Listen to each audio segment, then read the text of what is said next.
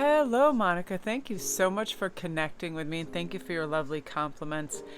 Yeah, I feel like as my channel and messages progress, I really take time to listen to very inspired speakers, that help provide answers in a very kind of therapeutic and also medical sense as well, because we need resources to help ourselves with this, right? Anybody can predict anything, but if we don't know how to move in that direction and guide ourselves towards love, towards raising our vibration, towards thinking the best of ourselves and others, then it's a moot point, right? It's just like wishing on a star and sitting back and going, well, why isn't it coming it, without any force, energy, or spirit behind it? So I love doing twin flame and soulmate reads. So I'm very glad that we're doing this, because I am 100% certain that an age of Aquarius is beginning, where people are raising their vibrations daily by reaching for things that are good for them, that are uplifting, that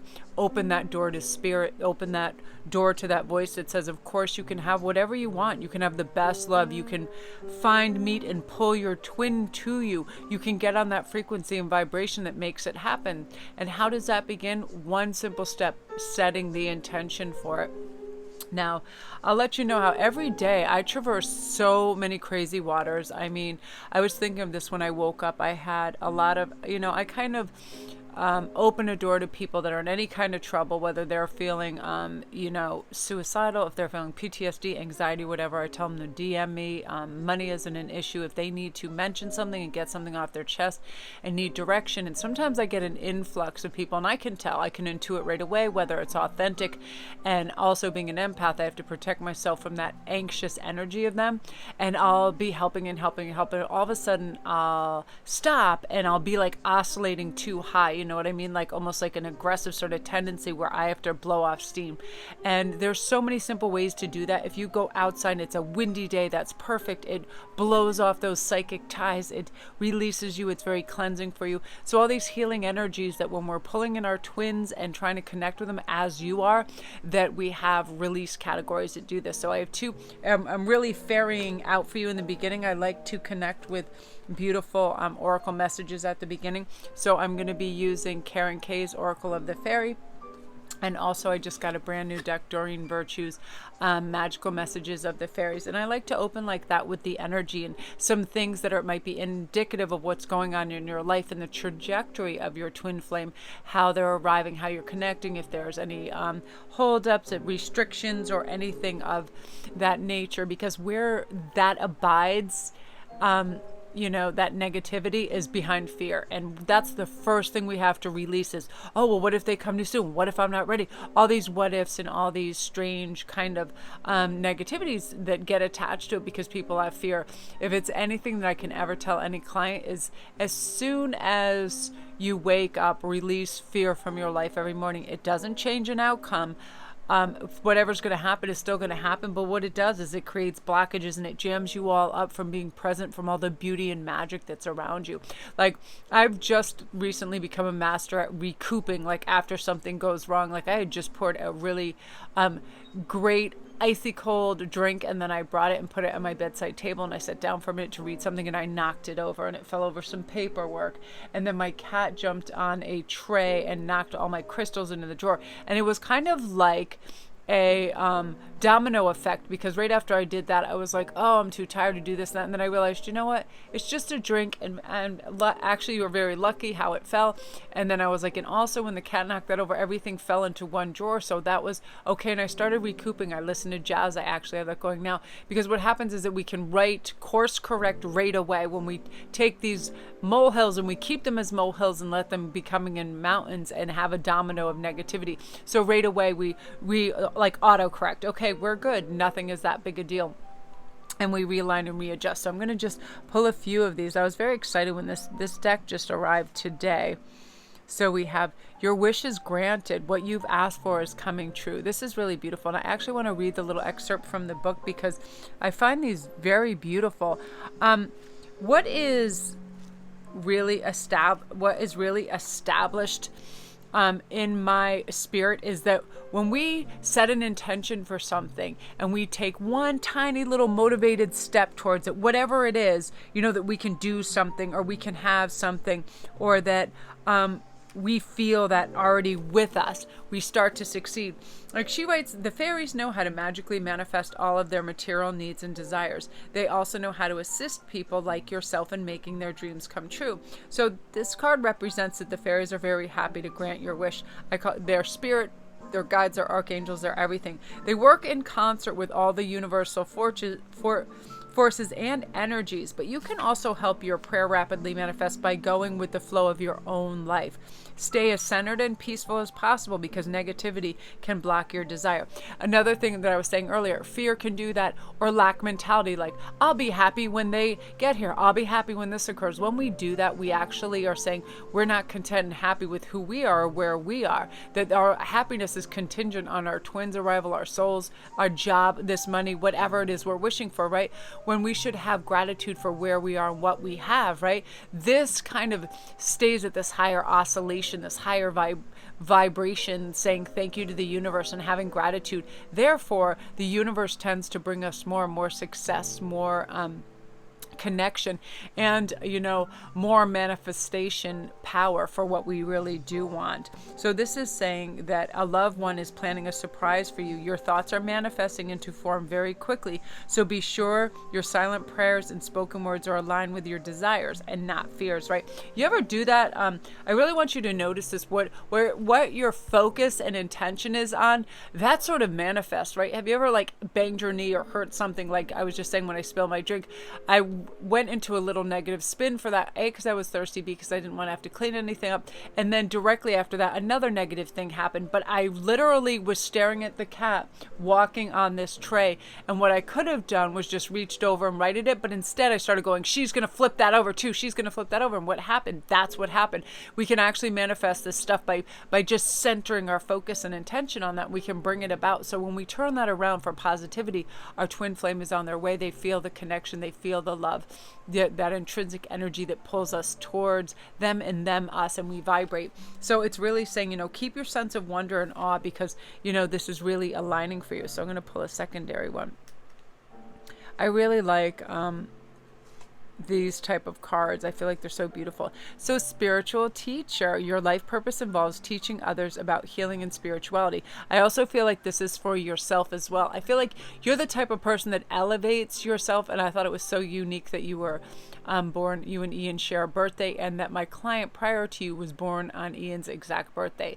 I mean, I believe now so strongly in synchronicities and spiritual teachers, and a lot of people that have connected with me for private reads or over on Instagram just asking me certain questions, their life trajectory goes in a more positive way because they've addressed where it is they want change, where they want something to materialize, where they want access to their dreams, all of these things. So when that happens, they have this kind of beauty magic and magnet about them. They're the magnet for the things they want because they're discussing it. First, it's identify, hey, this is what I would like. You've identified, I would like more information on my twin. I want to know where they are when they're coming towards me and all of that. It's the identity stamp. So right away, your focus and intention is on bringing that into the 3D world. So right away, your life is taking on a different trajectory with that. So I feel too that what's going to be really helpful for you is reaching for spiritual practices, spiritual ideas.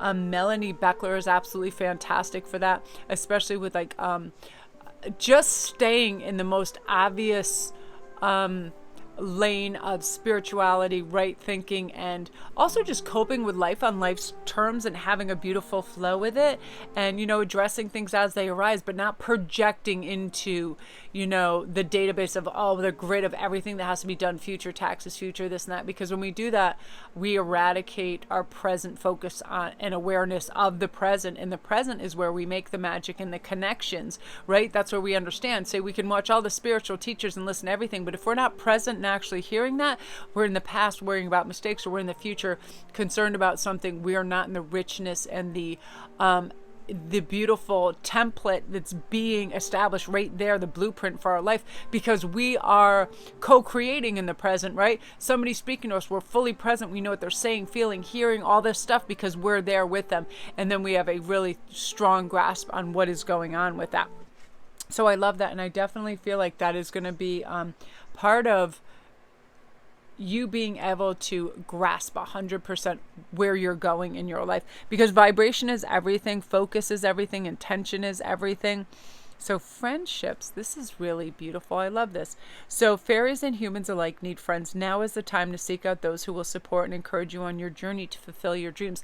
I mention this so often in my reads, that when we're discussing certain things that we hold dear to our heart, we want to make sure the people we're involving in this journey are supportive, that they're open-hearted, and they're also going to be like our cheerleaders, right? They're not going to derail us emotionally by making it insignificant, laughing on it, or whatever, whatever people do, being dismissive of it, especially when it's our soul's desire, right? To connect with our twin flame, to connect with the perfect job, our life path purpose.